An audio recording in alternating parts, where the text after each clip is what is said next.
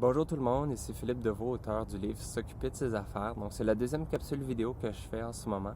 Donc la dernière était la semaine passée. Et merci en fait pour ceux qui ont visionné, qui m'ont écrit soit des questions ou des commentaires, c'est bien apprécié.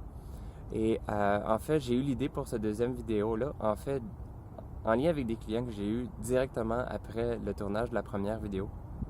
En fait, c'est des personnes qui avaient besoin de rebâtir leur dossier de crédit. Et ça a donné qu'ils avaient besoin que leur dossier soit amélioré dans les mois ou les 2 mois qui viennent.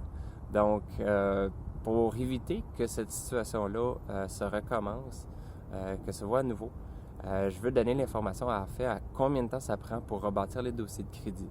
Donc, pour vous donner, on va dire un barème, ayez en tête qu'il faut entre 3 mois et 2 ans et demi pour pouvoir rebâtir le pointage et les dossiers de crédit. Donc, c'est sûr, ça dépend toujours de votre propre situation.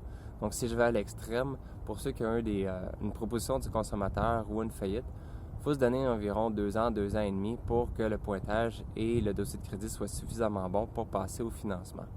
Donc, une des raisons étant que les institutions financières, mettons dans le cas d'un financement hypothécaire, ils vont demander 2 ans de bons historiques de crédit. Donc, si dès le moment de la libération, vous faites les bonnes actions, dans les 2 ans et demi après, vous allez avoir la possibilité de passer au financement hypothécaire. Dans les autres situations, en fait, si je vais au plus facile, qui est tout simplement un problème d'endettement, si vous avez en fait plusieurs cartes de crédit ou que vous avez des limites non utilisées, mais que vous avez quand même un endettement élevé, ça peut être environ 3 mois pour rebâtir les dossiers de crédit. Il y a d'autres situations aussi que ça peut être un petit peu plus rapide, ça peut être plus long également. Donc ceux avec des paiements en retard, donc ça va prendre plus de temps également.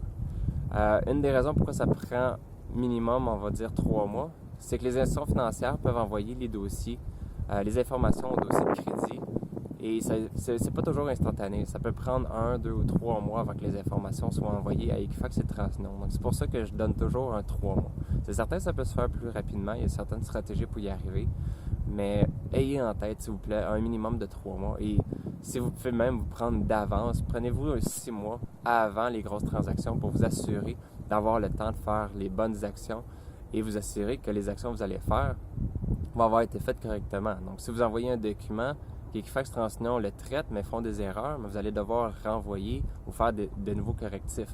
Donc, n'attendez pas à la dernière minute pour le faire. Donc, c'est très court comme vidéo. Je réponds en quelques mots à la question combien de temps ça prend pour rebâtir les dossiers de crédit. En fait, c'est entre 3 mois et 2 ans et demi. Donc, j'espère que vous avez apprécié cette vidéo-là. Profitez-en pour la partager avec vos contacts à travers vos réseaux sociaux également. Et si vous avez des questions, des commentaires, gênez-vous pas, mes coordonnées sont avec cette vidéo-là. Donc, écrivez-moi, ça va me faire plaisir de vous répondre, soit à travers, par courriel ou à travers une petite vidéo comme celle-ci. Donc, je vous souhaite une bonne fin de journée et une bonne semaine.